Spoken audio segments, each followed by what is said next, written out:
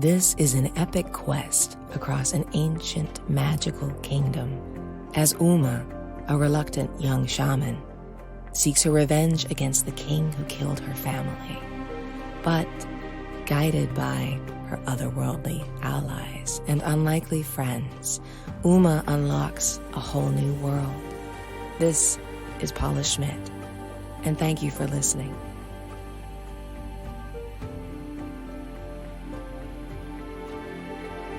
Chapter 10. Ouma. Ouma stumbled into the bookshelves, knocking Inga's scrolls to the floor. She bent hurriedly to pick them up, then prized along beneath the heavy boards until she found the catch grooved deep into the dusty wood. She'd never even guessed it was there, but now, looking down, she could see the crescent drawn in the dust from when Inga opened it to hide the keep bag for her. The mark would be a telltale sign for the soldiers. Ouma bent, smudging it with her cloak hurriedly, blood pounding in her ears. It took all her strength to budge the shelf aside, heavy as it was with Inga's scrolls and hide-bound books.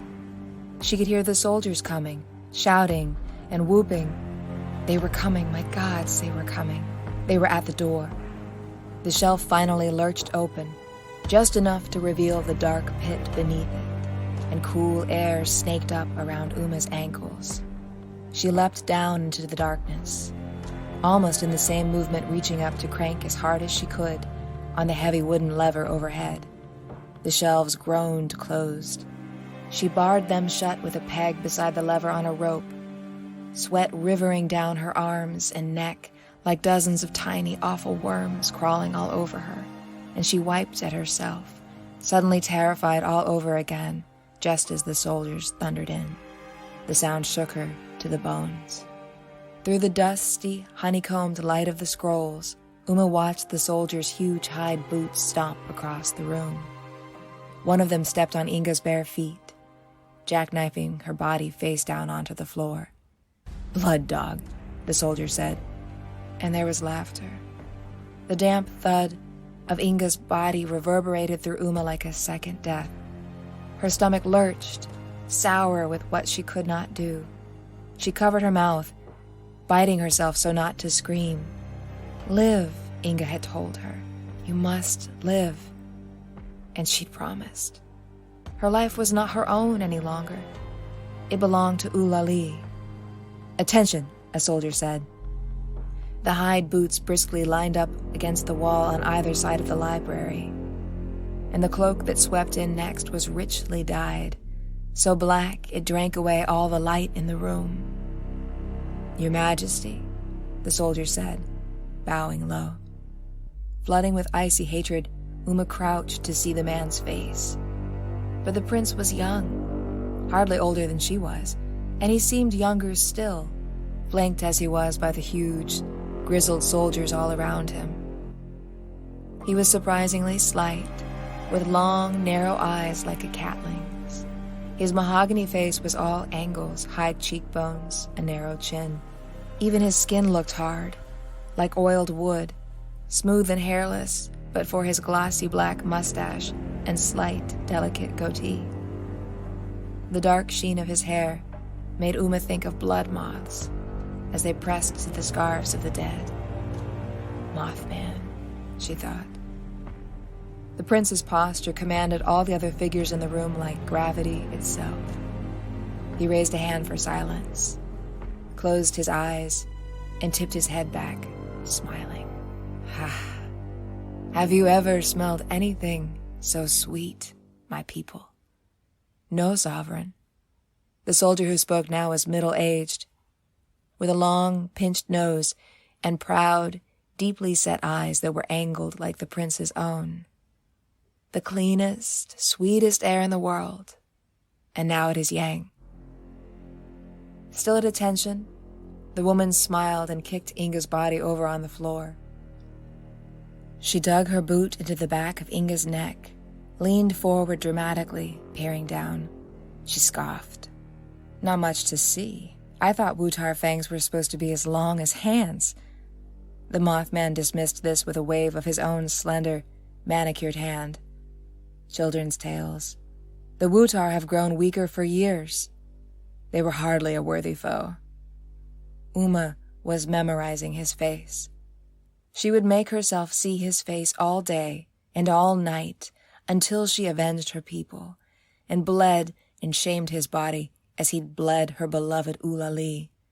She would never let herself mourn until he lay dead in 1,000 humiliated pieces. But an awful devouring doubt began creeping through her. She was only a girl, and a failure at that.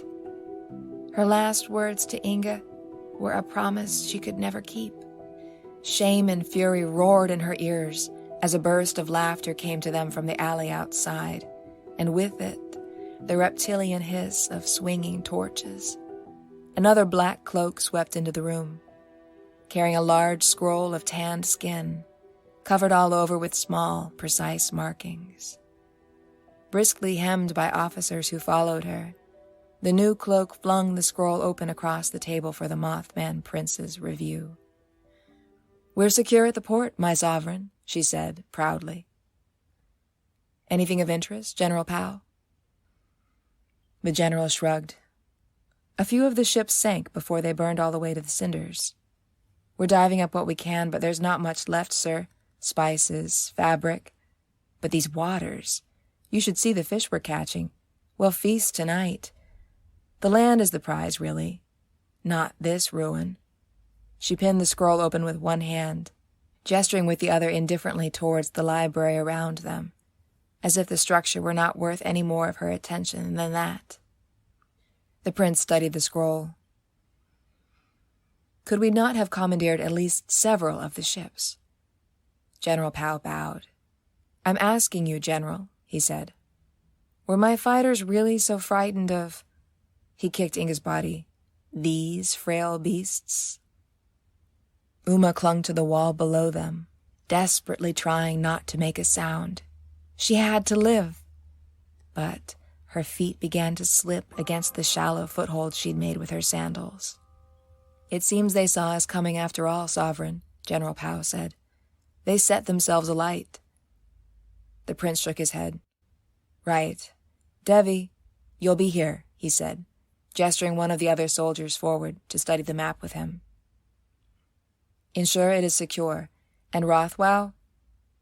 The soil in Uma's hands gave way, and she slid just as the torch flared into General Pao's hand, and the woman moved with it down the row of soldiers, lighting their torches. The sound lit and flared like a series of doors rushing open, and the prince nodded. "Burn it all. I have spoken." He swept out, leaving General Pao turning to the boy soldier, Rothwell. As he said, and she squatted, crouching over Inga's body, sawing into the dead woman's face with an instrument Ouma could not see.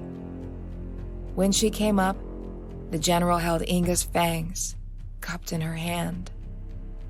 She tugged the soldier's keep bag out atop his cloak and stuffed the bloody fangs into it roughly as Rothwell beamed. The general patted his shoulder. "Remember you this proud day, boy." Still beaming, Rothwell saluted her and began to torch the ants' bodies. The others filed out as he strode to the curtains, to the bookshelves, and Inga's words surged in Ouma like a screaming heart. "You." She snatched the bag from its hook on the wall and ran, smoke sucking down into the tunnel, rushing past her, the hot, strangling, devouring smoke. It was the same that was this moment destroying Ulali, everyone she'd ever loved, a dark caress that was choking her, blinding her, rising inside Ouma as she ran to the exit. Must. She slammed into a wall, climbed it blindly, scrabbling out into a prickling mass of woven vines and leaves, until finally she was free, thrashing through underbrush into dirt and stones. Yang soldiers would be camped here. Somewhere in the woods nearby, they would see the smoke coming up behind her out of the escape tunnel. They would already be on their way. Live. But Ouma could only lie there, staring up, her lungs clawing for breath as the trees hissed down at her. Run, girl, run. Her lungs would never be the same. Ouma went on and on, taking in the painful breaths, alive, forcing her lungs to try to fill as the light heliographed above her. Beautiful all down through the green and silver leaves. Oh, the terrible beauty of brightness, of surviving, when everything and everyone you loved was gone, was burning. She'd only ever wanted to be free. Now the final strand of the House of Reaping Suns lay gasping, her slender body blue as rain on the quarry floor, suddenly understanding that freedom only meant she was alone in all the world. Chapter 11. Pet Boy. The young soldier named Pet Boy studied the sky as it flooded dark with ash. The sun seemed to study him back. Thick, greasy smoke wreathed round it, as if the sun were the enormous eye of gothics themselves, roomy and exhausted, and knowing far too much. Pet Boy had grown up along the Wye River, hunting most days. The wildest part of the river were as familiar to him as his own soul. But this place, with its wet air and sparse, forbidding trees, the possibility of a blood-sucking Wutar monster around every bend and bush, it made him shiver with a delicious, unnameable fear. That is to say, he felt alive. As a soldier, for the first time in his life, he had his own identity, separate from family and tribe.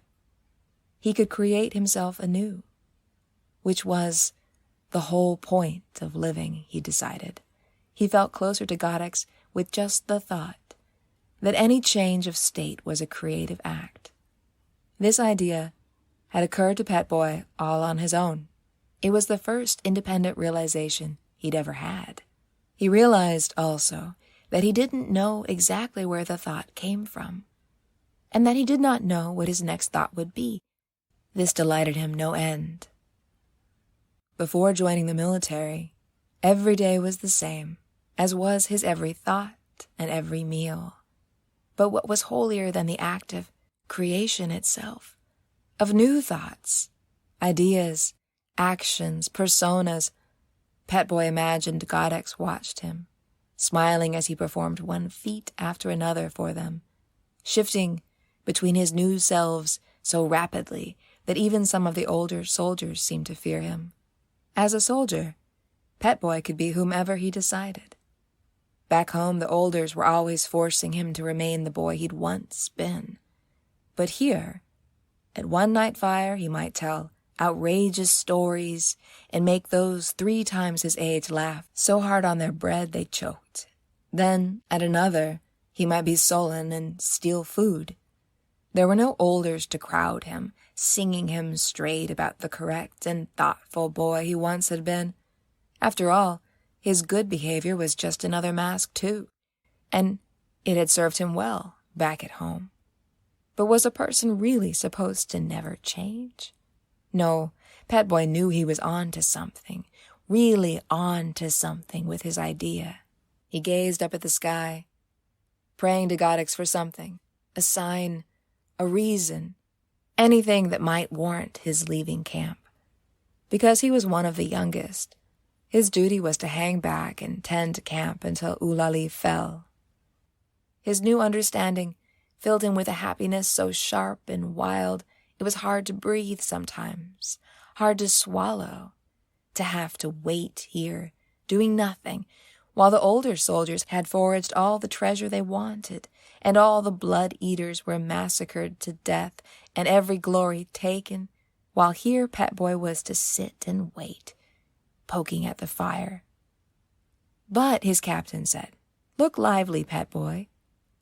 If you see something, you can do something. Like what? Pet Boy said. You'll know. Keep your head on a swivel, that's all. Now, written up there in the sky, was the answer to Pet Boy's prayer, a thin column of smoke tracing up from the trees. Praise gothics, it must be investigated. He grinned, waving wildly over at the other boy left behind to tend camp. Hey, Scrapes, look there. We better go check that out, don't you think? Chapter 12, A Harvest of Suns. As Inga's bones collapsed into curls of ash, together with the ash of scrolls she and her people before her shepherded with their lives, finally even the shelves gave way, tumbling down into the secret passageway, coughing smoke out into the trees in the quarry outside Ulali. The hole in the floor was visible to any who looked in from the street, but the doorway was all flames, and there was no longer anyone living within the Medina to see it. Soldiers smashed household shrines and fish carts and flower beds. They savaged bodies and paintings and the delicate statuary of Old Man Nu, burning everything of Ulali except her irreducible bones. They filled their cloaks with ceremonial knives, swords, robes, spices, and blades. Here and there, a surviving catling or lope was found, driven mad by the flames, and these they chased outside the gates into an enclosure for later review. Most would be cooking in the ashes by nightfall and eaten by starlight. The remains of the once great castle cracked downwards, like cooling bread.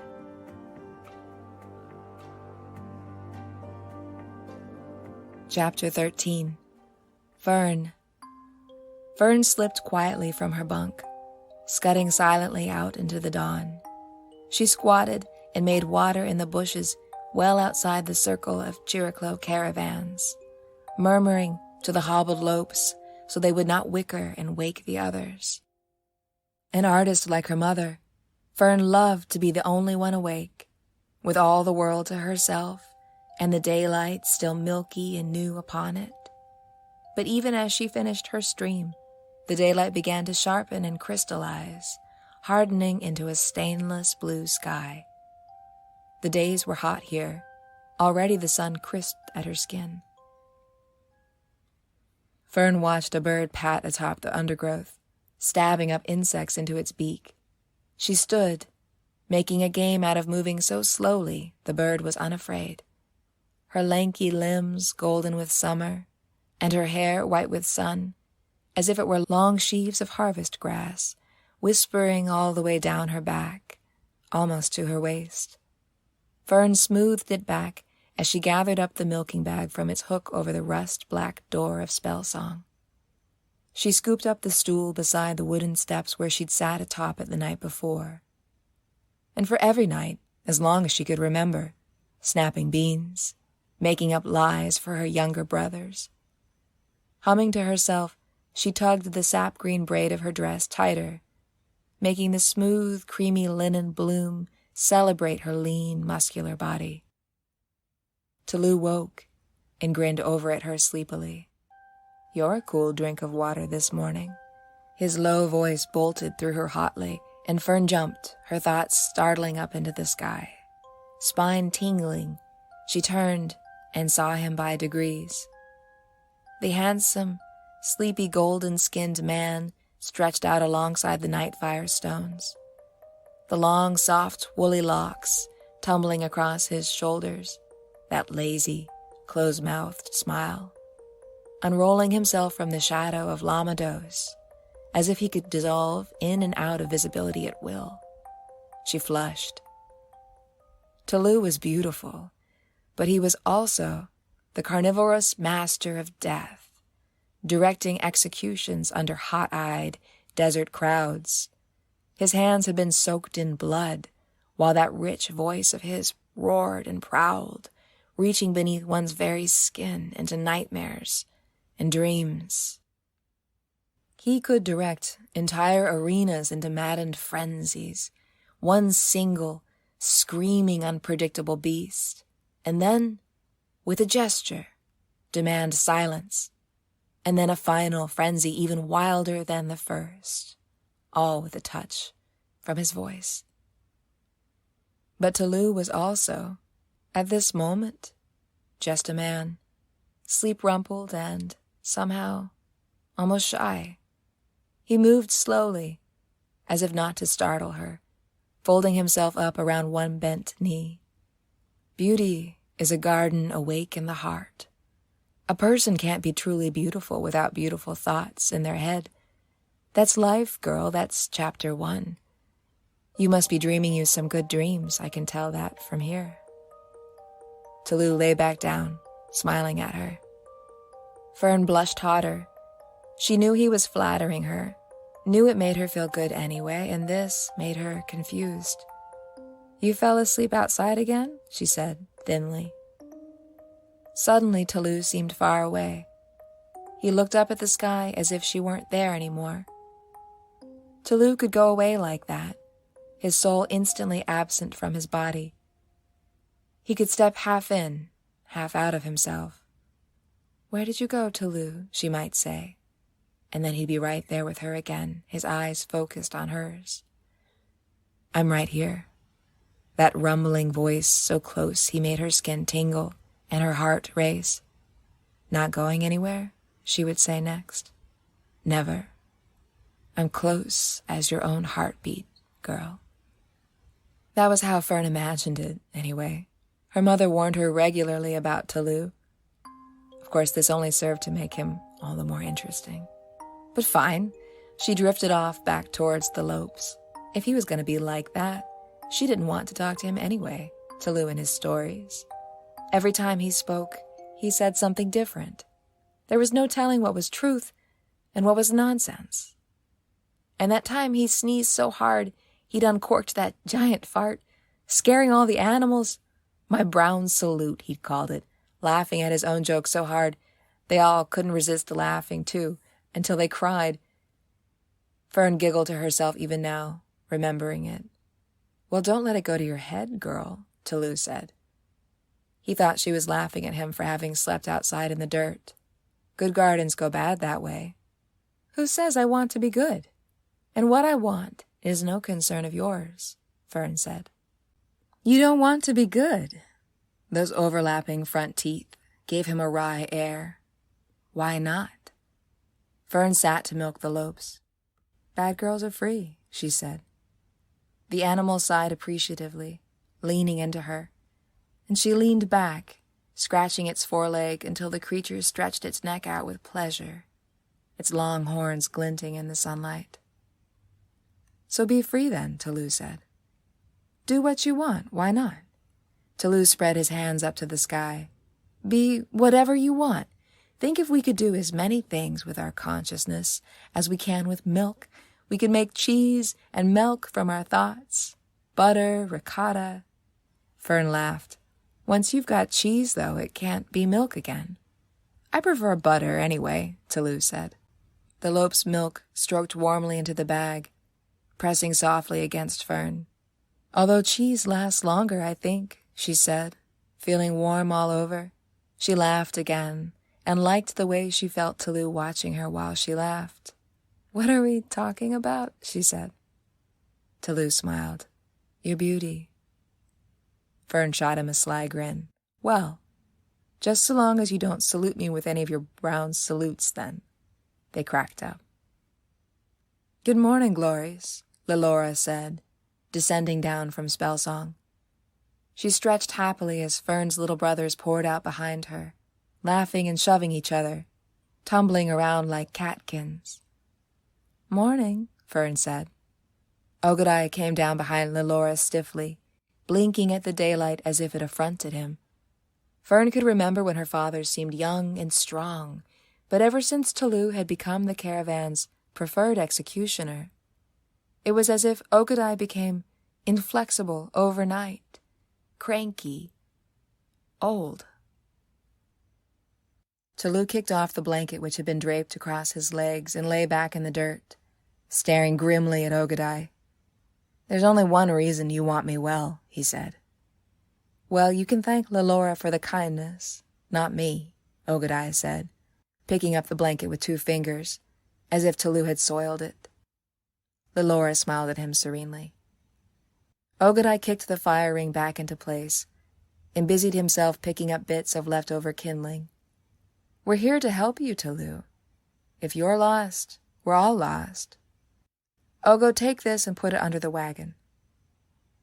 Talu lay back, staring up at the sky. "How are you holding up this morning, Talu?" Lelora said to him, quietly. "Better than I deserve." The little boys jumped on Talu, squealing, and the big man laughed. He glinted at her as he wrestled the boys off. "Don't you worry, Lelora. Death doesn't want me. We've had the discussion."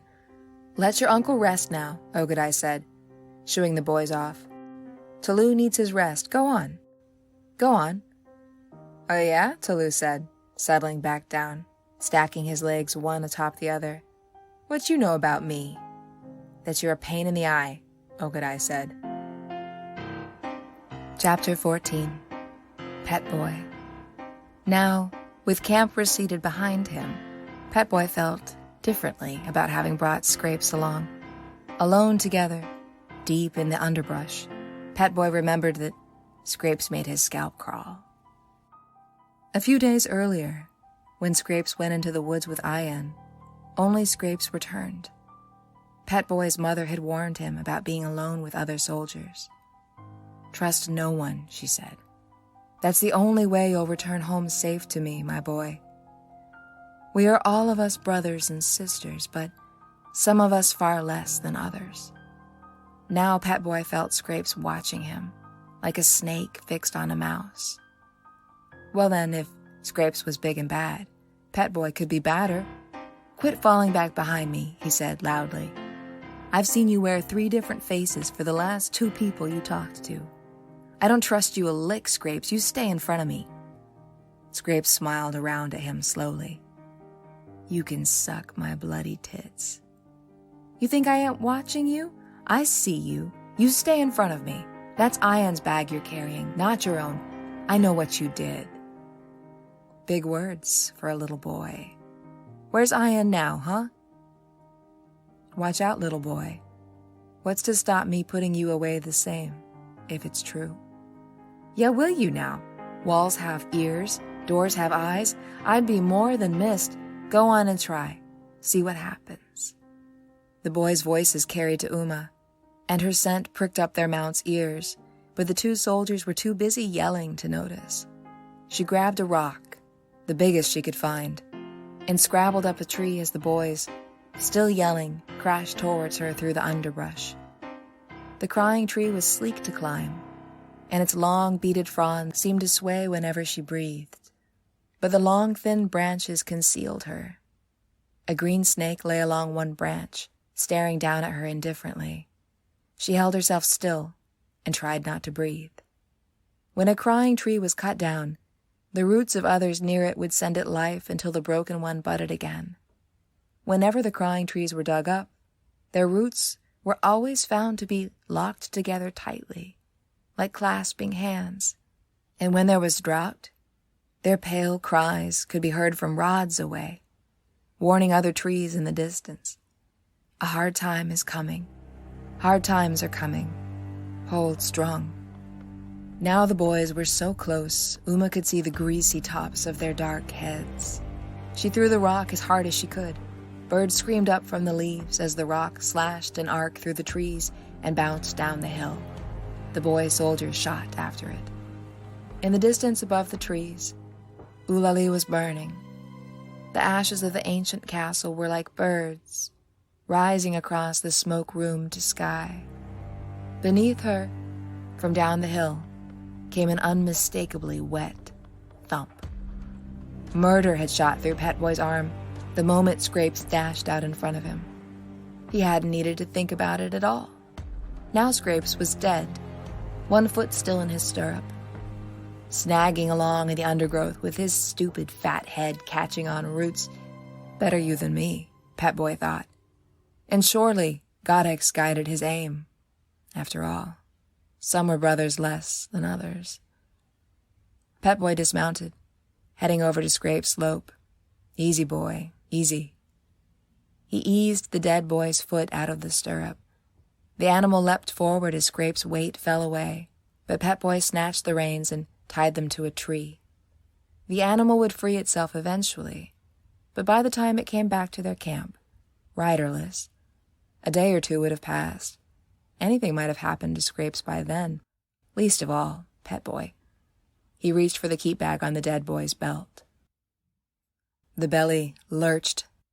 Pet Boy shot back, his heart racing, and the lope went wild, bucking and thrashing around. But the movement was only from a foul wind escaping Scrape's body. The ridiculous sound went on hiccuping through the trees, until finally the lope tore free. Gothics, damn it all! He snatched up the stinking bag and glared into it, evaluating Scrape's collection of teeth. And not all of them were Wutar. "I knew you were a killer," Pet Boy said, pleased, to the dead boy. How Gothics loved symmetry. Devouring, devoured. It had nothing to do with fairness. Fairness, that was society's construction. But now Pet Boy was free of all that nonsense, free as only darklings and innocents could be free. He was 1,000 ways of being all at once, a man of horror. He looked up. "Gothics, you're the only one I have to answer to, the only one who understands." Ouma sat watching the strange little boy beneath her on the hill. He was smaller than she was. She thought she could kill him easily if she needed to, but better to remain silent for now. Who knew what other soldiers lurked nearby? She let herself drift and weave into the green world around her, blood from a small wound itching down her wrist. The snake glided away, towards birdsong, thinking nothing. In the distance was the shouting of soldiers. Chapter 15. The Singing Sands. Now it was night, and the desert was cold. It was afternoon when Ouma fled the quarry, her heavy red cloak blending into the dunes, her shadow slender on the world as a scrap of blowing ash. Hard times are coming. Hold strong. Moonless, bitter wind. Ouma clenched her hood around her face tightly and saw she was holding the vial of Inga's blood. Everything inside the vial, and inside her, of course, was the last of them. She stopped, remembering the way Inga's blood pulsed through her like lightning, the blood drunks yelling in the streets of her youth, the taste of her mother's blood as it cooled in her mouth, and Ouma remembered the brilliant road within herself, her body flaring with strength and knowing. She opened the vial. The container was so warm from her skin it seemed alive, with an agenda all its own. Imagine you held a tiny bit of broken horn, and the darkness inside it was the heart blood of a murdered world. It was all the family she had left. Blood congealed on the outside, powdering her fingers, staining her skin. Inga's voice was still alive in her mind. "Live for us, Ouma." But it was death Ouma smelled in the vial, cold and metallic. She darted her tongue out to lick it, and almost blacked out from the pleasure of the taste. Metallic, marine, utter certainty. Her Inga. Instantly, Ouma felt swimmy and wanted more, so much more than what there was. Her mind was already reaching into the taste, into the wonderful, new dancing fullness to reality around her. She gasped up at the night sky, felt Inga quicken inside her, as if Inga herself were pulsing back to life, wing beating through Uma's veins and beyond, flaring out to every corner of the world. There was no separation between what was Ouma and what was air. Her sense of self encompassed the desert all around her. She was shifting sand, crouching lizard, distant rain. She was roots, bones, blood, air. And then she was somewhere else entirely. It seemed to be the courtyard, but Ouma knew she was far from Ulali. Everything, the trees, the stones, the lopes wandering across the yard, seemed younger, more gleamingly awake somehow, and above and throughout it was a geometric weaving of green light. A pale green cathedral, the energetic bones of the mystery itself. Abruptly the lights faded, and Ouma was standing in the ordinary reality of the desert again. Taste of blood bright in her mouth, her cloak wrapped around her tightly like the leaves of a bud, and then the light returned. She strobed between shamanic reality and ordinary reality, darkness, light, darkness. Her heartbeat bore her back and forth between worlds, and each time she rose higher into the green light, her face streaming with tears. Magic, Ouma thought. Life is magic. The bright, endless weft of the mystery was above and below and around and within her always. It was energy itself. I knew you would like it, a woman's voice said, warmly. Ouma turned into waiting arms. Inga! Hello, little one. Her Aunt Inga's braids were pinned back, and just like always, a few gray wisps escaped, dancing like mist around her eyes. You're not dead, Ouma said. No, she wouldn't say it, wouldn't finish it. Words were a spell that could never be undone. If she didn't say it aloud, reality was less true. Where are we? What is this place? Your blood gift is a bridge, Inga said warmly. You can use it to journey to find healing and guidance. For yourself, for others. For most, this place can only be glimpsed between incarnations. But what is this place? Inga smiled. You know that already, child. This is the mystery. But we don't have much time. Now follow me, step where I step. Ouma followed her across the warm cobblestones. The air was slick and full with salt from the sea, but it wasn't like ordinary walking. She had to think herself forward. I don't understand, Ouma stumbled. Blood drinkers are monsters. That's what everyone always said. Drinking blood is wrong. You told me so yourself that I was to never do it. Inga shook her head. I sinned against you, Ouma. I lied to you as my parents lied to me, and theirs lied to them. A lie to try to keep us safe. The clarity and strength we receive through blood is the great gift of the Wutar people. But strength and clarity frighten those who are not ready to bear it. This is why the Yang have destroyed us. How can you rule a people who experience divine revelation without any intermediary? How can you control them? How can you make them afraid? You can't, Ouma said. You couldn't. It would be impossible. Exactly. And that is why the Yang despise us. Whenever we have shared our knowledge with their people, those people can no longer be manipulated. You are not a monster. None of us were. Your gift is nature too. As Inga moved through the green light, it became brighter, stronger, more straight and true. It poured directly, like green columns of fire, straight up into the sky. When we heal ourselves, we heal the world. And when you connect to others in the blood, your energy forms a bridge, Inga said. You connect seekers to the mystery so they can find their own way into alignment. Not everyone incarnates to learn, but the blood road can show them how it would feel if they did. The crumbling stucco around them was inset with small plants and animals. She bent towards one of the plants, only to have it flicker from sight the moment she looked too closely. It disappeared, leaving behind only curved masonry, ancient bricks pale with age. Perhaps it is not ever possible for any of us, while incarnated, to truly understand, Inga said thoughtfully, only to experience.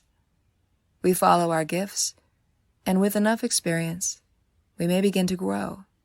If that is our path, we can hope as much for the Yang people. Inga looked at Ouma. We can hold the way for them, but they must choose whether or not to take the path. There is so much to teach you, child, so much more that I understand now. But you will find your own teachers. This is the way it must be.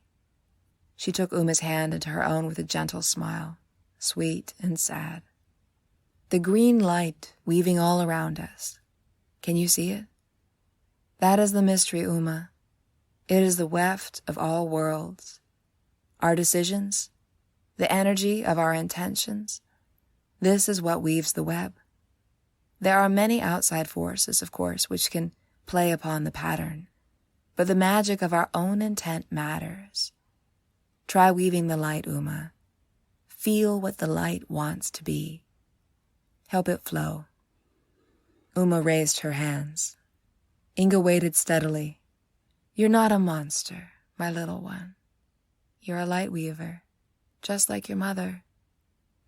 Ouma's mouth twisted with the painful memory. Ouma had failed her mother. The soaring green lights unblinking above her. The mystery stared at her. It knew her, and so it knew her truth. She was a murderer, a monster. It was impossible to lie in this place, especially to herself. You're wrong, my aunt, Ouma said quietly. I'm not what you think I am. I don't deserve for you to think so well of me. I wish I did, but no, Inga said firmly. You are strong. You have the gift. You have a role to play, and now you must take up your calling. Ouma frowned. Hadn't Inga just said the Yang could choose whether or not to take the path? Why couldn't she choose? All she wanted was to die with the others, but no, she had to stay alive all alone and murder them all, every last Yang alive. And then, only then could she mourn. The courtyard around them came adrift somehow, as if they were at sea. An understanding came into Ouma's mind suddenly, as perfectly formed as a skipping stone, heavy to hold, and she was grateful to know at least one thing for certain. Ulo, she said. We're in the underwater temple. Ulo. Inga smiled. Yes, in a way. It's always been meaningful to me. Let me show you.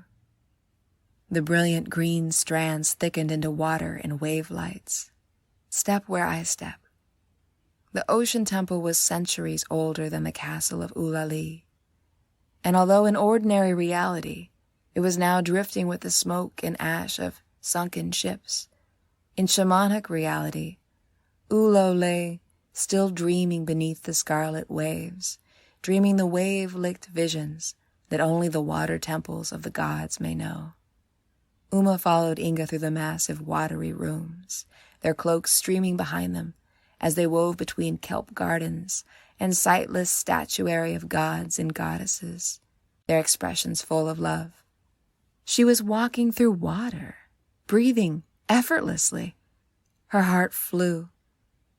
Then another stone thought came into her mind, as if it were put there by one of the statuary itself. You are not alone. Ouma rejected it angrily, hurling the thought away.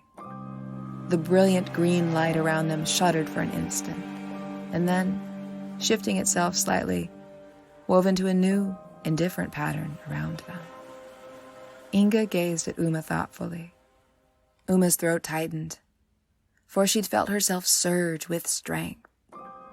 And in the moment the mystery reordered itself, she'd felt her mother's presence beside her. Aiko was here somewhere, watching her.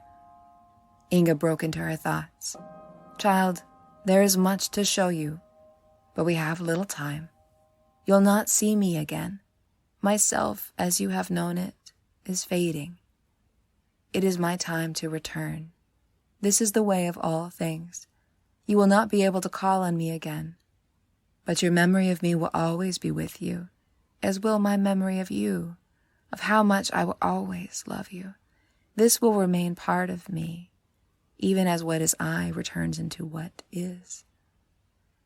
Ouma burned with all she could not say. Her mother. Where was her mother? But to ask the question was to make Inga's answer real.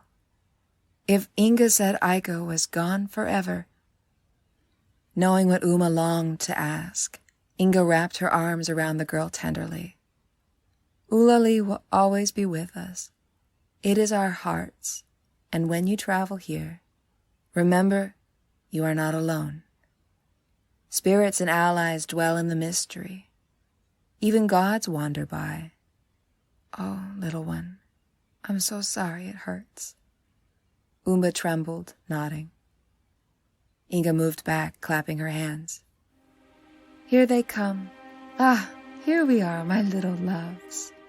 And what flew into her arms was a cloud of bell crickets and locusts, enrobing the old woman in a joyous, alien light. These are my allies, Ouma. They have helped me become strong. They helped me to learn. With them, I could suck out sickness. They caught the illness when I sucked it out and flew away with it to a place where the illness could no longer do harm. This was their gift to me. If they like you, perhaps they will help you to do the same. Or you may find some other gift, some other ally. But remember this. Any illness you remove from others must be handled with care. You have to bind that illness up. Take it someplace far away, where it can hurt no one else. Do not just leave it on the ground for someone else to step into.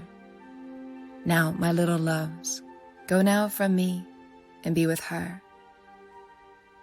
The robe of light flew to Ouma.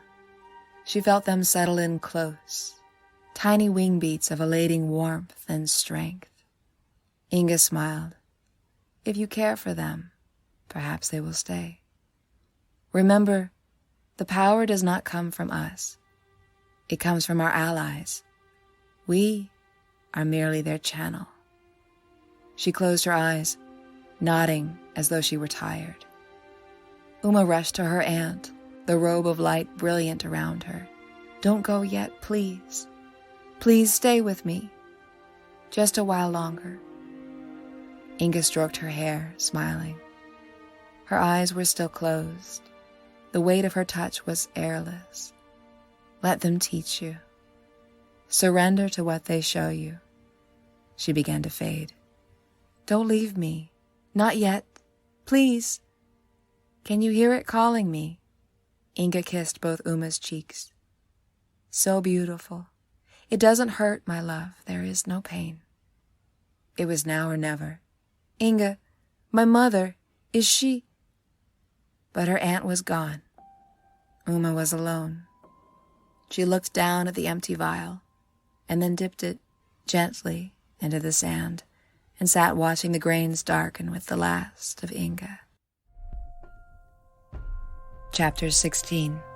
Talu. The Chiriclo executioners returned once more to the boneyard.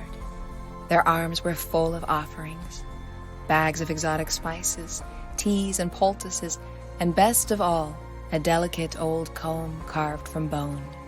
The handle was wide and ornamented with splinters of abalone shell. It felt wonderful to hold. Talu had traded for it from the oldest Yang woman anyone in their caravan had ever seen. Her small, bright eyes were sheathed in wrinkles, as if she'd beheld 1,000 seasons. She moved with profound grace, showing Talu how the comb made the firelight dance when it was used besides a night fire. She combed out her hair slowly, right there in front of him. The shell caught the reflection of the flames and sent them echoing out into the darkness, as if each fleck of light was a memory from a different season in her long life, each as bright as snow. The beauty of her gestures, of her deeply composed face and long, water-silver hair, Talu blushed. At the last moment, she almost changed her mind about selling it, but she was hungry, and he gladly paid her too much for it. Now he told all this to the silent boneyard, as he offered the comb up to the invisible Wutar healer. For Talu was caught up in the spell of the initiation now too, in spite of himself. He even imitated the old Yang woman's hesitance to place the comb down, as it was so beautiful. He made a great show of admiring the lights it made, even here in the dark. Talu knew the healer was watching from the shadows. He felt her eyes on his skin, felt her willing him to go on with his story, hungry for his next words. It belonged to her mother and to her mother's mother, 5 generations of women, maybe more. You're a healer, so perhaps you are different from me, but to me, owning such a thing of beauty, imbued as it is with generations of hope from my enemy, well, it means something to possess it. Not a victory quite, but a pleasure. Talu bowed. May our humble tokens bring you pleasure, great lady. He placed the comb beside the spices and tea on the offering cloth, and then once again the men backed out on their knees into the alley. It was part of the Wutar'S Ritual, Monak had explained, making their offerings over a period of days. It was so the Wutar could send her spirits to follow the men back to their camp and ascertain the truth of who they were, the veracity of their need, and so on. If that was true, Ogodei wondered that any Wutar had ever been successfully captured before in history. But they did as they were asked. And already, Talu seemed different, more sincere, as if he wanted to prove himself to the spirit world. Can you feel it too? He said, the moment they were back out in safety of the alley. He glanced down. She's watching me right now. I can feel her. Do you? Fear traced up Ogodei's back, cold as midnight. Perhaps, he said, forcing himself to walk slowly, even as the fear spread through him, watching us. With every step he took, he thought he would feel the vampire lunge into his back, feel her fangs sear into his neck, and for once, the sultry hush of the darkness outside Palmstone's Medina was not a relief. But Talu did not consort with any tavern dancers. He did not drink overmuch, or even glance at the infamously strong milk the Chiriclo always kept available for guests, the better to sell them spices. And he told no carnivalry, which was the problem. Royal commissions for executions lined their pockets, but Talu's carnivalry afterwards was what really brought in the trade. Talu was a born mesmerist. It was why Ogodei adopted him. When the boy was just a starveling, begging for gruel in a dirty alley, even then the boy could spin up a crowd out of thin air. But now the show had died from Talu's lips. It happened to executioners sometimes, Ogodei knew. The murder devoured them. It turned their hearts first to stone, then to dust. In the end, they hardly spoke at all, much less drew in crowds after killing was done. When a teller of tales no longer found pleasure in the world around him, no love in his heart or joy in his blood, his carnivalry abandons him and drifts away in search of other instruments. So too, Ogodei felt his own good luck drifting from center.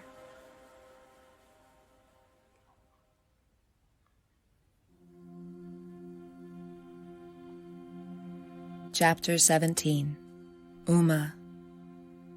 As night faded into dawn, Ouma shaped her course between 2 dunes, where she dumped out her bag and evaluated the 4 sticks packed inside it for her. Each was light and smooth, curved at the ends to serve as either spade or weapon. Using the lightest stick, she dug a shallow sleeping pit in the sand, and then drove each stick into a separate corner of the pit. She tied her cloak to the 4 sticks. The only other item in the bag was a smaller keep bag, filled with dried moss and water roots. She tied it to her waist to make sure she didn't lose it, and then untied the knots of her tawny-colored carrying bag itself, tying it to the posts above her red cloak to reflect away the heat of the sun. She slept until the heat of midday woke her, a brilliant white world swimming in the strip of light between cloak and sand. Ash marked the skyline of the distant coast, and the singing sands around her were pale as salt. She was farther from home than she'd ever been.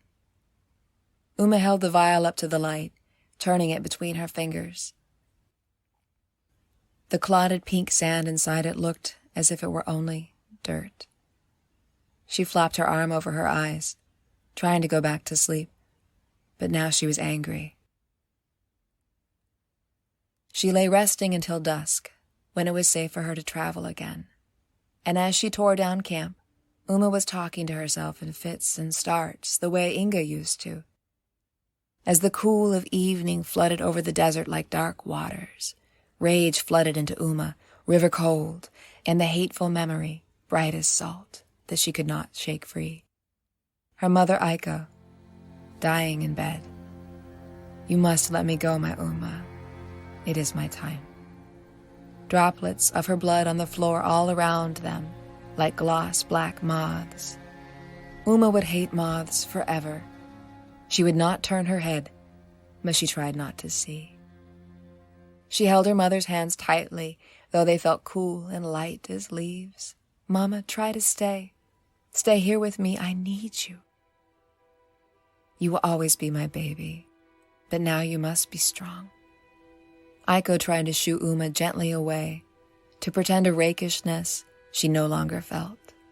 She gave up and slumped back, her proud mouth pale as candle wax. "I'm tired. I'm ready to die, sweet child. You must honor this," Aiko said weakly. "Let me die. Stay, Mama. Stay here with me."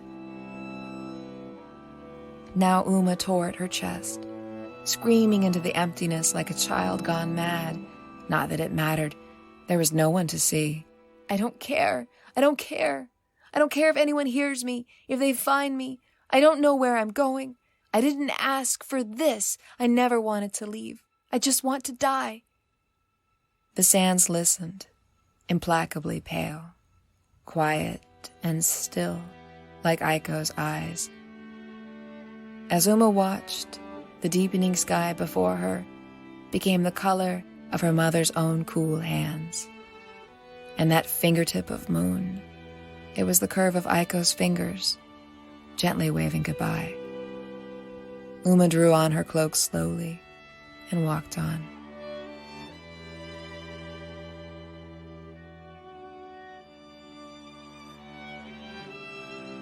Chapter 18.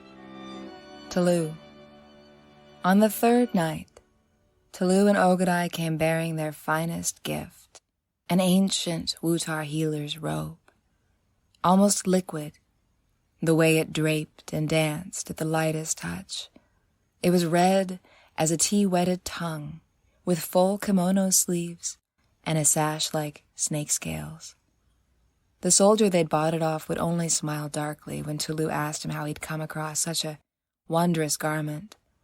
Then, shouldering up the vast amount of milk he'd bought, the soldier went scrabbling off atop his massive lizard, disappearing back into Palmstone. The Wutar robe began to whisper to Talu in his hands even then, as it did now.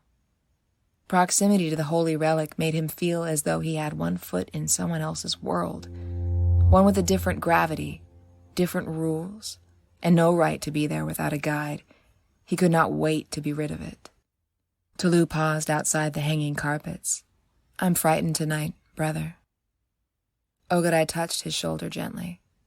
"I'm sure that's natural." When Talu did not move, Ogodei lifted the carpets for them, and as they went beneath it, the holy robe in Talu's hands seemed to sing out to the heavy carpets, to the clicking shell ropes in the cradling dark. In the center of the courtyard, a long, narrow red kneeling cushion was laid out in welcome for them. Talu looked at Ogodei, wide-eyed. Ogodei nodded, and they shuffled down on their knees, knee-walking up to the red cushion slowly, their heads bowed and hands held out before them. The kneeling pad came as an almost unbelievable relief. Their knees were bruised from night after night of supplications. Talu brought out the parcel of robe from within his own cloak and held it out to the dark with reverence. "Great lady, I come in peace to ask you for healing, and tonight we present this to you. Surely you are its most rightful owner. May it bring you happiness." Talu put his forehead and hands to the earth. He heard the bell locusts ring louder as he continued to rise and fall, bowing and then rising up again on his knees, clasping his hands up to the sky, just as the torch keep had shown him to do. "May you be happy. May you be healthy. May you be safe and free," he said. Faint as leaves came the gentle scrape of quiet steps coming towards them across the dusty courtyard. Talu lifted his head up as high as he dared, but the clearing was empty. Suddenly a woman spoke directly into his ear. "What is your name?" Her voice was low, like water rushing over river stones, murmuring, powerful. Talu jumped, faltering on his knees. "I am called Talu, great lady." He tried, too late, to compose himself. She was not dressed as a Wutar, of course. That would be too dangerous, even for a vampire. But she was clearly other. Her skin was bluer than the night itself, and she'd shaved her head bald as an ancient Wutar from a mural. Her naked scalp was oiled and gleaming in the starlight, so that as she stood there before them in her long, yang black cloak, the healer seemed a glittering match head. Eyes like burning yellow suns, beautifully decorated with mint ash, if her desired effect was to frighten pilgrims into shocked, silent, and utter fealty. The beautiful young woman, for that she was, had won. Talu could smell the fang oil he'd given her on her skin. The voluptuous resin of it was unmistakable. It was like a temple incense smoking atop on rain-wet stones, like a cloud forest temple, gray amidst the green. "Our gift wears proud on you," he said. The heat of her body lit the scent into a hot, beckoning haze. The vampire glanced pointedly at their staffs on the ground beside them. "I see my guests are executioners. That is why you've come." Her fangs flashed as she spoke. Fangs. Long as a catling's. And she spoke boldly, not at all trying to hide them. The death in her beautiful mouth, the realization of this thudded hotly in Talu's ears, the ultra warmth of her she'd recently fed. In his mind's eye, now Talu saw soft bodies like crumpled sacks along the dark wall all around them, but she'd asked him a question, and he hadn't answered. Quickly, Talu shook his head. No. She smiled. "No. You've come to lay your eyes upon the last vampire, then. Perhaps you will be my next victims, but not my last." "I've come to you because you are a great shaman," Talu said. She scoffed. "If anyone tells you they are a shaman, you should run. The introduction can only be by energy alone." "But the herbalist husband," Talu said quickly. "He was too ill to even stand. Now he laughs. He goes to market." Ogodei raised himself in protest. "Great lady, I assure you my brother is—" But her full moon stare stopped him cold, and he fell silent. "Your brother must ask for himself," the vampire said, icily. Ogodei lowered back down to the ground, trying not to betray his climbing terror. Sweat ran down his spine. Could she smell his fear, he wondered, as wild animals did? Did a man's fear whet a vampire's terrible, wrong interest, much as fear roused any creature of darkness? Talu bowed. "Please, I have need." She was still. Talu bowed lower still, resting his brow on the sand. He swallowed and tried again. "Please, help me." The wind rose around them, lifting the vampire's cloak. The stones gnawed at Talu's forehead, but if she was silent, he would be too.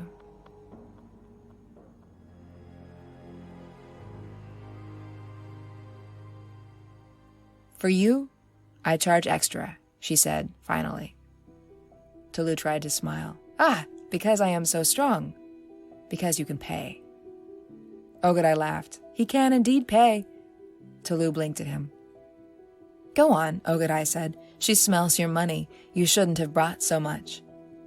The vampire snorted as Talu reached into his jacket and tugged his keep bag free. He offered it to her with both his hands. Well, great lady, make my healing extra strong then, please.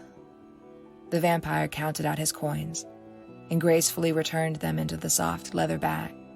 It disappeared into her cloak. You need my bag, too? Talu said. Have mercy, woman. She only smiled and turned to Ogodei. You will stay. Sometimes I do not remember things. You will help him remember what he needs to know. I liked that bag, Talu said. I like it too. That is why, now, it is mine. She drifted back. You will follow me.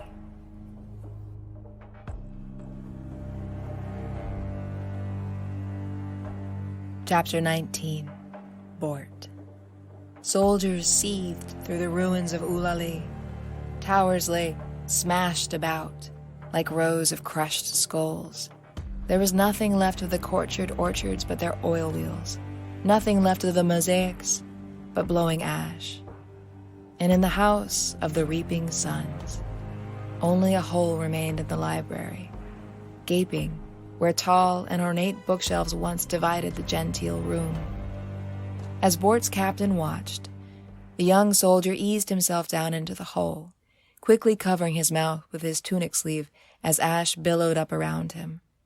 Daylight streamed in through the caved-in easements and stone windows, illuminating the dust as it lifted and swirled. Bort sank softly into the ash, still warm, compacting beneath his feet. He crouched, squinting into the swirling dark, and sure enough, there it was in the distance, light. Well, boy, it's a tunnel, sir.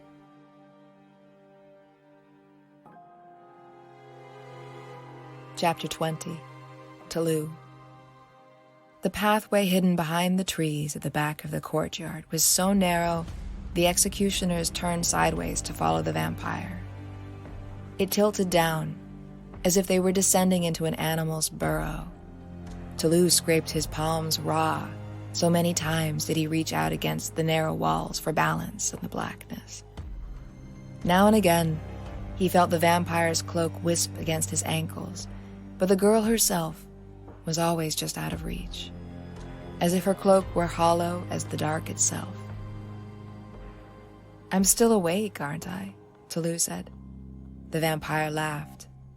Yes, we must go where we will not be interrupted. No one can see us now. We're beneath the catacombs. Talu sweated with the effort of keeping up with her. Beneath the catacombs, he said. Yes. Would you like a light? There was a scraping sound, then a hot flare of light. The vampire grinned at him from above her small hand torch, widening her eyes above the light playfully. You had that with you all this time. Talu tried to laugh. I had no idea vampires had such a sense of humor. No, you wouldn't, would you? She said. The echo of their footsteps shivered out in strange directions. What sounded to be caverns flared out on either side of them like hellish nostrils, and Talu shuddered, knowing well what rotted in the catacombs beneath the boneyard. But at the foot of the passage she led them down was only a small carved ledge, and then another series of even more extraordinarily narrow stairs. At the bottom, off yet another long and narrow hall, was a final, womb-like room. It was perfectly round, with unlit torches and sconces set into its walls. They stood in the doorway as the vampire swept through it, lighting the sconces with her own torch until the space rushed and swayed with oily light. In the center was a carpet, pillows, old writing scrawled across the walls, distorted by their shadows as they moved into the room. The monks were kind to my people, she said, seeing the Chirclo men notice the faded writing. Hard to imagine now, isn't it? But after the destruction of Andahar, they let some of the Wutar citizens of Palmstone take refuge here. My ancestors wrote poetry from the smudge of their torches. What happened to them? Ogodei said. They died. You, she said to Talu, lie here. She squatted, adjusting the blanket up around his shoulders. If you see anything that scares you, ask it if it is your teacher. If it is not your teacher, it will go. Understand? Talu stared at her. She made him repeat what she'd said until she was satisfied. Next, she went to Ogodei and gave him a drum made from a tanned hide stretched around the end of a long, hollow cylinder of wood. All this while the vampire moved with a tender, almost hypnotic intimacy, as if the Chiriclo were animals to be trained. Even as Ogodei noticed this and resented it, he felt himself grow calm against his will. He accepted the drum without a blink. Hold it like this, the vampire said, gesturing for him to sling the drum under one arm and rest the end on the stone floor. He did, and felt the shape conform against him, almost comfortingly. He looked quickly over at Talu, who watched with a faint smile. Suddenly she was directly in front of Ogodei. You're perfectly safe. Now, like this. She showed him the slow, steady rhythm she wanted, like a heartbeat. Okay, now you. After Ogodei began to drum, hesitantly at first and then with conviction, she took her place behind Talu. The candles flared as she bid Talu lie down, place his head in her lap. Keep drumming. Talu closed his eyes. The vampire curved over him, brushing his locks gently out of the way, resting them back across her thighs, and Talu sank into a boneless, velvet ease. She leaned closer, just above his neck. He heard her catch her breath with pleasure, and suddenly fear slivered through Talu like snowfall. He struggled, but she held him caught in her palms like a fish. She bit his neck, quick and delicate, and then hovered, her golden eyes rolling back, white as salt, and Talu became still. His own eyes began to flutter, and the vampire stood on a hill in Talu's mind. It was night. Fireflies. A river bend.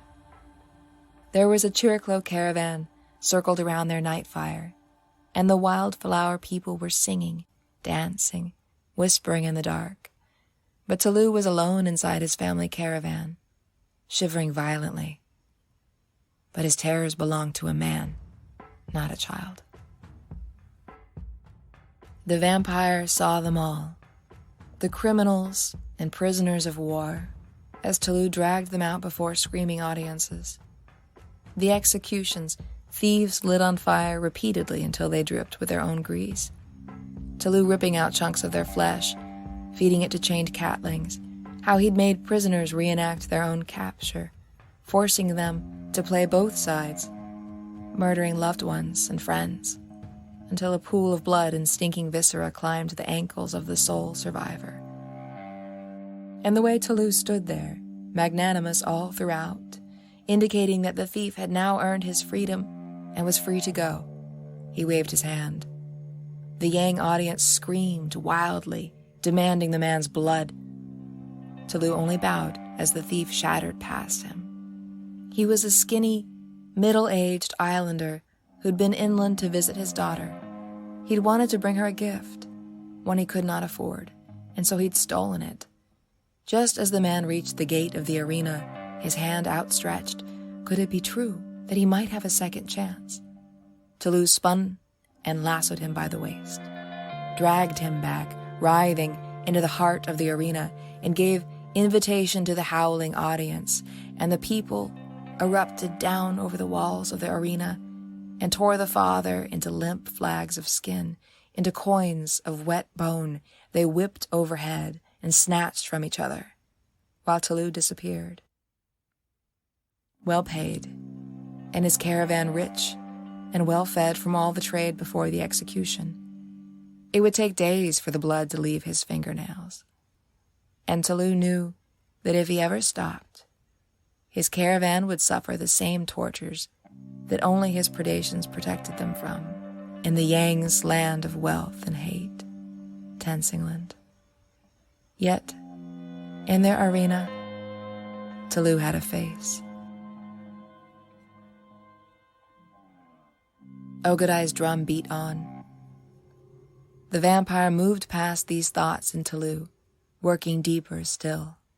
Riding the sound of Ogodei's drum, her spirit traveled a brilliant white river until she came to a bend where the gatekeeper of dreams and death waited in the reeds.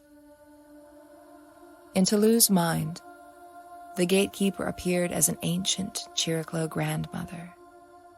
Shawled and toothless, so small she hardly came up to the girl's waist as they stood in the moonlit reeds, their cloaks floating around them. Grandmother's eyes were pools of cold light, dog moons.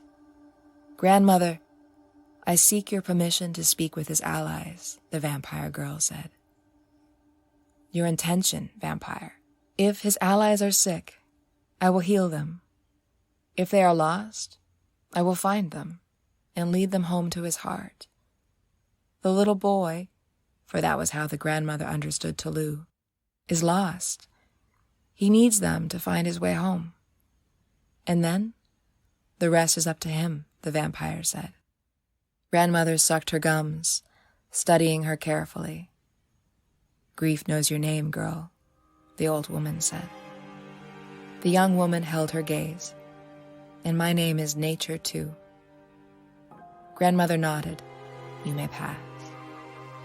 She watched the girl walk ashore, cross the whispering grasses into a cave, and within the cave was a tunnel, ringed on all sides with spiders and snakes that leapt out, but the girl waved them away, catching the ones which would not flee in her spirit bag, which she always cleansed in the mystery after her every journey. At the bottom of the cave in his mind, she found the adult Talu lay bound, his lips and eyes sewn shut. His spirit allies had not abandoned him. In fact, they lay curled against him protectively. A rabbit spirit who was his childhood's friend, and a ghost from a tribe so ancient not even the vampire knew its name.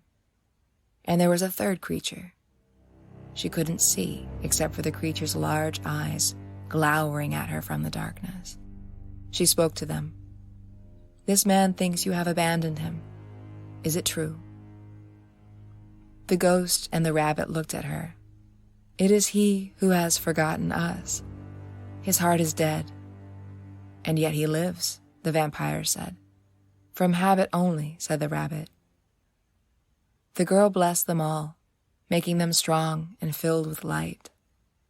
"Whatever Talu has done or will do, love him. Remind him who he is, what he is. You are his best selves. The remembering is his to do. Come now to live at the forefront of his mind, and bring him your gifts." In the silence of the catacombs, Ogodei went on beating the drums. He watched as the vampire crouched over Talu, her eyes still closed, her hands moving in the air above his heart. In Talu's mind, the vampire stood and called to the third creature, still shrouded in darkness. "Are you here to teach this man? To heal him?" The thing looked at her, gloating, its eyes like wet white stones. "To heal him, you must heal me," it said, in a dry, cold voice. "For I am he, and he is me." It fainted towards her, and she saw it was the skeleton of an enormous winged catling. The fanged skull leered. "If you have, you must give." The vampire stiffened. "Do not speak to me with her tongue. You are not my teacher." She felt its energy trying to consume her own, to bind her, as it had bound and drained Talu. The gloating skull grinned. "But we know each other well, don't we, you and I?" She balled light up between her palms and directed it at the creature, holding it at bay while she backed out of the cave. But the thing rushed towards her, bone wings outstretched. "We know each other very well, child of Eulalie." The vampire released the light from her hands and shot it at Talu's monster, a hot, blinding surge, and in the same moment she fled, out of the cave and up the river, all the way up back into her own body. She signaled Ogodei to stop drumming. In silence, she leaned over Talu and cupped her hands around her mouth, blew the energy of what she'd learned into the cave of his soul. My brother in darkness. Her thoughts raced, though she tried not to let him know. But the knowledge was part of her heartbeat now, wild and frightened, and Grandmother Death had known all too well what she would find inside him. My brother in darkness. Ogodei watched the vampire as she rose, rapidly sealing the sacred space, sweeping her hands closed to all corners of the room. Chapter 21. Bort. "She's just a little thing," Bort said, rising up from the underbrush. "Only the one. Her sign is hardly anything at all, except right here. See? Looks like she barely escaped. The smoke put her down a good while. Then she was up and on. Clever enough. We'll catch her and we'll put on a play," Pet Boy said. A strange little smile slid around on his face, like a wet white worm. "The shining star of our play, sure, Auber," the third soldier said. "I bet she'll sing for us. Everyone does if you do 'em right. Gothics loves a good blooding. Used to be we caged 'em up, made 'em watch their spawn die in the arena. Brings blessings from Gothics, that does. I know the stories, you know the stories. So why didn't we do 'em that way this time? That's what I'm asking. Now they're all gone, unless the king saves some more up somewhere." "That isn't mine to say, or yours either," Bort said, under his breath. "Captain can't see you out here. What, you think she can? You're trying to prove what to her?" Pet Boy pushed close to Bort's face. "Maybe you just think you're better than me. Maybe you think you're better than both Auber and me, huh?" "Well, is that right?" He picked his teeth, staring at Bort. "Too good to answer me, he is. He's got that fine tunic and all." Bort began to sweat, but knew better than to flinch. He felt the other two evaluating his tunic silently, was aware how far they were from all the others now. Now that Eulalie was fallen, and her little spoils divided amongst their betters, the lower-ranking soldiers were left to fill their hands with whatever they could. Bort tried to remember Pet Boy when they'd first met. Pet Boy was river clean then, smiling and young. It was as if this wetly leering boy who stood before Bort now, all bowed up and ready to lash out at the merest provocation, had eaten up the child he'd been, from the insides out. The undergrowth crackled under their feet. The leaves were sweet with rot and full of snakes. "I'm not trying to stir you," Bort said, sounding bored. "Was just saying. The vampire must have gone that way, that's all." Auber looked carefully from one boy to the other. "That's where I'd head, sure, if my world was burning, dead off in the full other direction." Bort almost relaxed. "Yeah, I guess so." Pet Boy's narrow, hatchet-like face assented, swinging off towards the trees. "Right, girlie? You're sad out here, all alone, your people all gone, and you've nowhere for a home." Auber grinned. "She's the star of our execution play. She just don't know it yet. We'll scrape the skin right off her bones. She just don't know it yet." "Right, go that way," Bort said, and was glad to walk behind them. Somehow, he knew not all of them would return the way they came.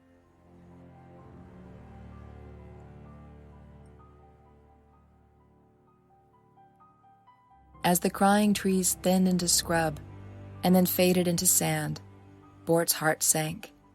He'd hoped to track the Wutar girl up into a tree or something, but her sign was clear. He faltered to a stop at the edge of the desert where the quarry ended, staring out into the blinding expanse of sand. The smaller boys, not paying attention, trudged right into him.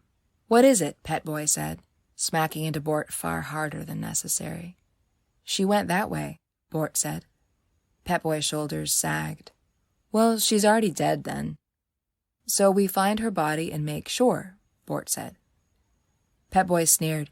You can't track someone in sand. Tenzing's army had just spent the better part of a cycle skirting the great singing sands, and the boys knew the scrub desert outside the massive dunes was treacherous enough. Pounding heat, wild catlings, and blood-sucking locusts. It's death's ocean. Nothing goes in, nothing comes out, Pep Boy said. She went in, though, Auber said, helpfully. Pep Boy glared at him. I can track anything with hair, Bort said, proudly. Wutar have hair, don't they? Auber said. Yes, you Micmac. So, it's settled then, Auber said, and they plunged on. Chapter 22. Talu. Talu lurched up, his eyes rolling. The shadows of the torchlights along the wall in the tiny room beneath the catacombs reeled and swayed all around them. He retched to one side. The vampire knelt beside him. The only one not trapped by the web is the one spinning it, Talu.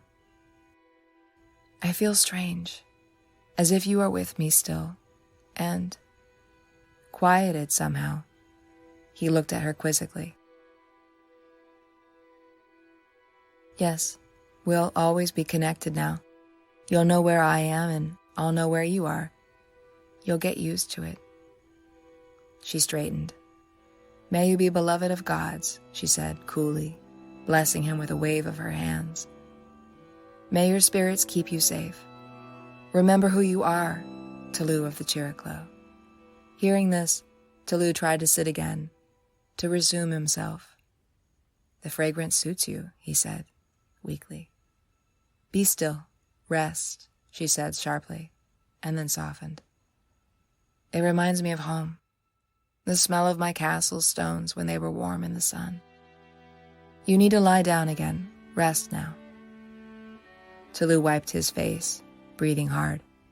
He lay back down. Chapter 23. Ouma.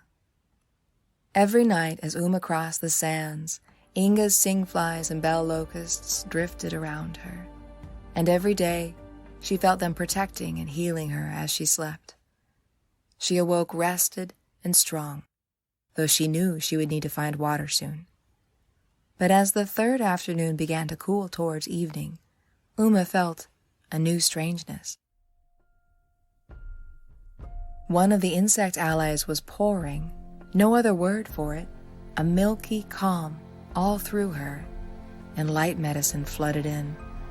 With her eyes still closed, Ouma reached out gently, wanting to know the creature who would share such a gift with her. She opened her eyes, holding the being in her hand, expecting to see one of Inga's magical singflies. Instead, she saw a writhing, furious little winged form with a small, ugly mouth, twisted up in terrifying rage. It zipped out of her hand. Profoundly disrespectful. Ouma panicked, bolting upright and disassembling her tent.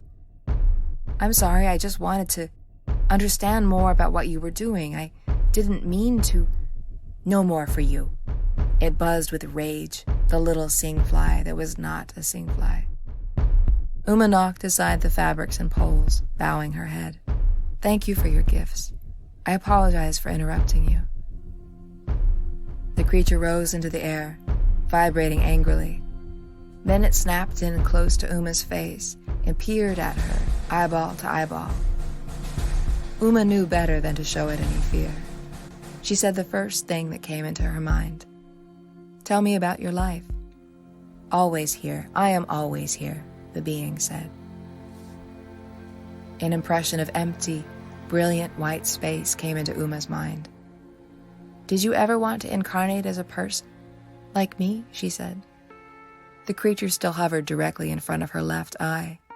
Like a scalding pinprick of angry light, it scoffed. Did you ever want to incarnate as an insect? Ouma laughed. But you aren't an insect, are you? No, the creature preened. I am light. You're kind to share your light with me. It is what we do. It is the way of things for those who journey. The creature inclined its head towards Ouma grandly. I am pleased you are happy. I'm honored to please you. Then it was gone. Almost smiling, Ouma folded up her tent. It was near enough to dusk anyway, and that was when she saw them, the 3 cattails of churning sand on the horizon. She searched up a stone, found one which was heavy and hard to hold, almost the size of her thigh, and climbed to the far side of the dune with it in her hands. She crouched in the shadow, one leg angled back beneath her and ready to spring. Bort came first. He rounded the dune in the middle of a sentence, and Ouma dropped on him, smashing his skull in with the rock. His legs straightened out rigid as tent poles as he fell, and Ouma sank her fangs into his hot neck. She ripped his artery open and drank, her face and neck fountained with his blood. Time became like syrup, and the green lights of the mystery hummed out all around them, visible to her again, and stronger than before. The other 2 soldiers were still coming towards her, in slow motion now. Ouma shot Inga's locusts at them, blinding the boys, swarming their mouths full of legs and wings as she went on draining Bort's strength. Feeling his life surge into hers, as his legs slow-kicked in the soft white sand, she drank and drank. Bort's memories of his sisters, and the warm rush bed they shared, war games, and Bort's mind as it went on screaming this was not like the games, it was not. And the mystery rose up to meet him, tender and merciful. Even as Bort's hands went on flailing uselessly, he was lifting up out from his body, crossing over, almost smiling. Ouma executed Auber and then seized Pet Boy in her hands. He was shrill, a trapped bird, screaming, "I'll die before I feed you." Ouma seized his shoulders with such a fierce grip that she furrowed deep tracks into his bones. Smiled as he writhed with the pain.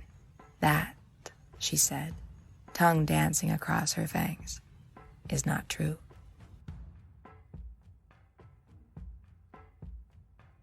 The dead lay drained in a line towards Ulali.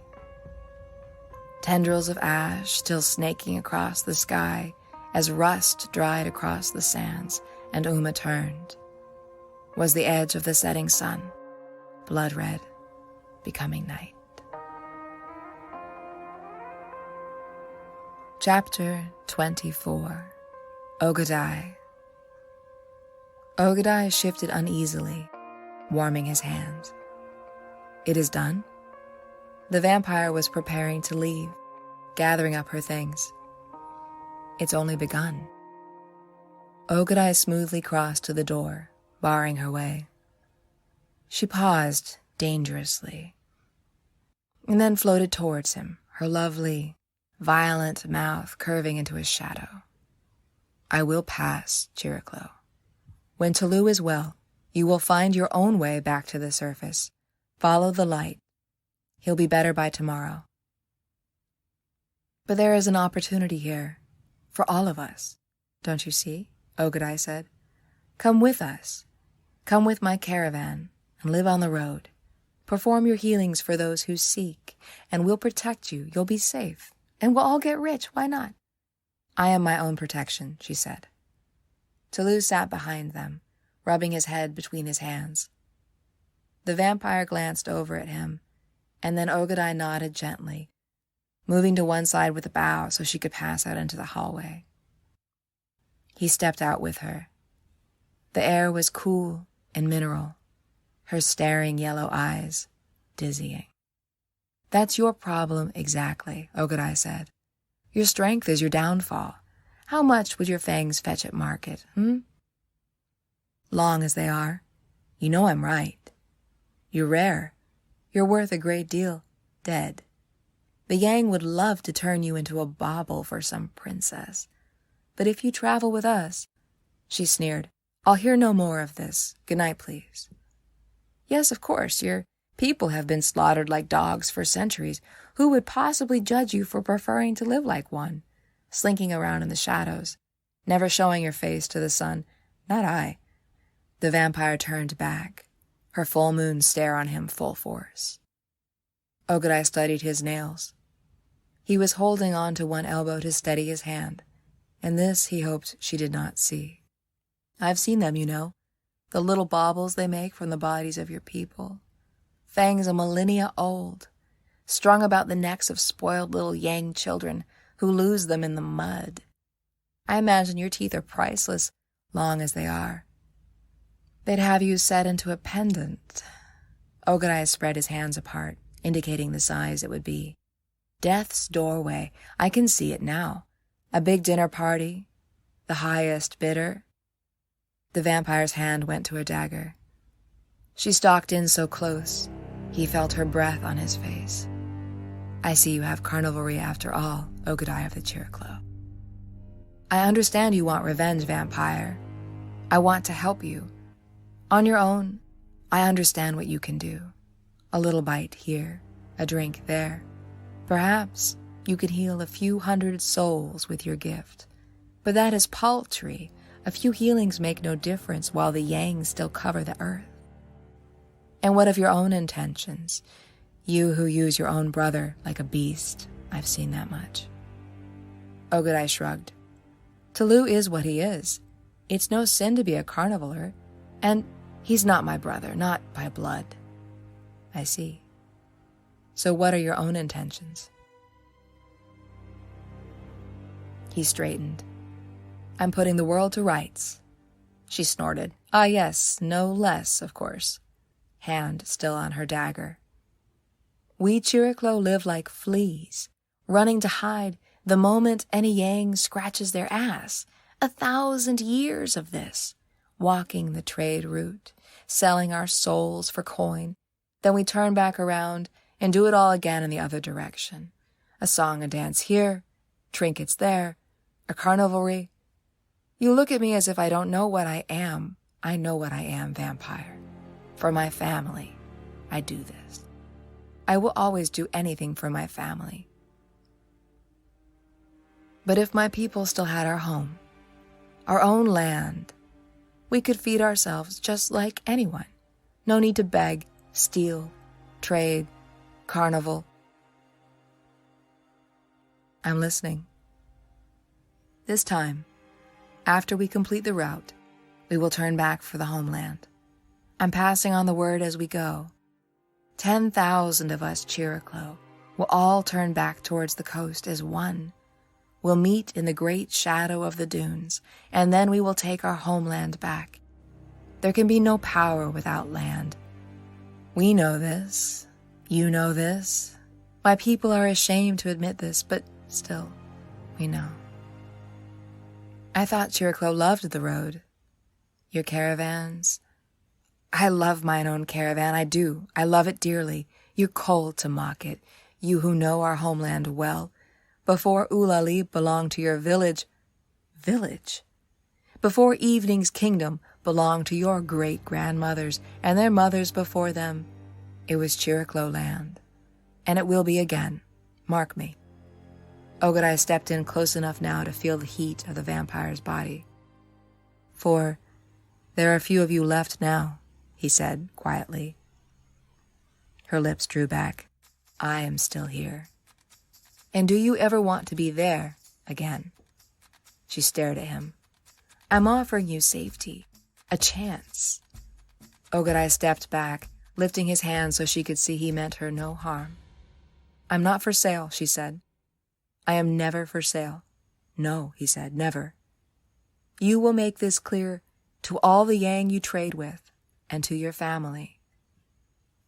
I know the stories about what some Chiriclo have done to my people, kept them trapped against their will. Those are only stories, I assure you. Let the Yang tell their stories. We will live in truth. Ogodei spread his hands apart, his eyes wide. You are a respected healer. You will live proud with us. Anyone who comes to seek your healing will visit you in safety and security. You'll have your own wagon. Your animals will be safe. You can rest, become rich if you like. Why is it you assume people are happier if they have more money? You have money. Your brother has money. But you came to me in need of something money cannot buy. Does my poverty embarrass you, Ogodei? He bowed. With your power, you should be dressed in red. You misunderstand me, she said. I know. She eased her hand on her blade slightly, watching him. Some say a stranger is our best teacher, Ogodei said. That the longer we know a man, the less we can trust him.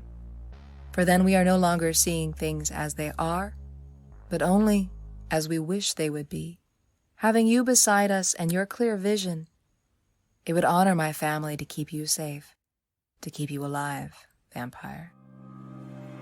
She leaned slightly forward to check on Talu again, saw that he was sprawled out peacefully asleep in the center of the floor. She crossed her arms, thinking, You Chiriclo are strange about money. You and the Yang think it solves everything. I will try to understand. Ogodei paused.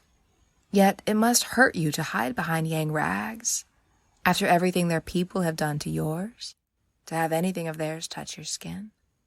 She sighed. I've heard there is a Wutar 3 villages from here, being kept by Chiriclo as a pleasure slave for Yang dogs. She looked down. I'm sure she is the last of her own tribe, as I am the last of mine. I'd like to talk to her.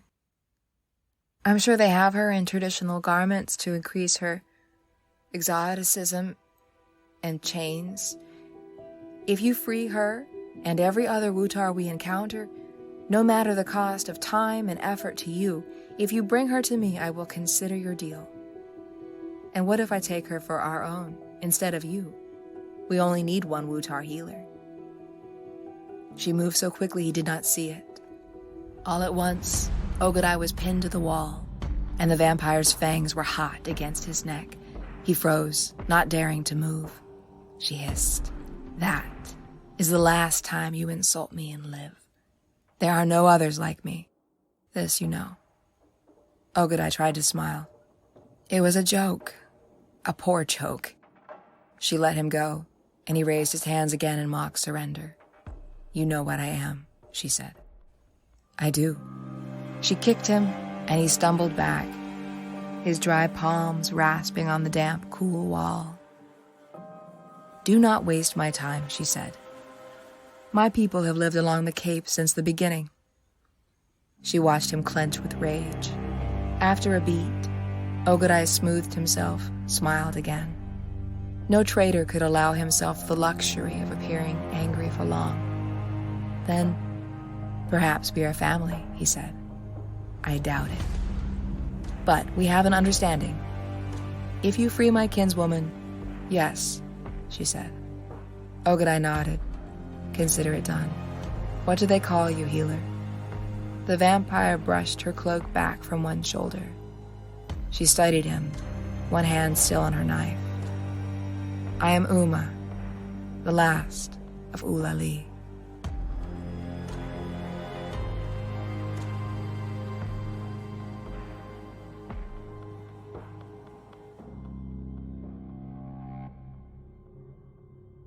This is Paula Schmidt, and thank you so much for listening. If you enjoyed this episode, please subscribe and leave a review. I love doing this, but I need your help. Your reviews will help get Evening's Kingdom published. Every single review means so much to me because it means the world to know you're out there listening. And two, each one is evidence to the gatekeepers that you love this story and want more. If you're a creator or an entrepreneur yourself, you know how much reviews help, and so I thank you. To leave a review, please subscribe via Apple Music. Scroll down and click 5 stars. Any words you'd like to leave as well would really help. If you're listening via Spotify or another platform and don't use Apple because you don't have an iPhone, well, borrow a friend's phone and leave a review that way. And thank you. I have much more ahead for you regardless. I've recorded all of Book 1 for you here, and Book 2 is coming out soon. And if you would enjoy some extra free content as well, please visit me at eveningskingdom.com and subscribe to my free email list. Not only will you receive an automated note when each new episode is out, you'll also receive free, unlimited access to my other audio stories and guided meditations for my email subscribers only. So that in the great grand someday, should this epic quest ever become a real book for you to hold in your hands and enjoy, I can email you and let you know. This is Paula Schmidt, and thank you so much for listening. Please subscribe and stay tuned. The rest of the story is just down the road.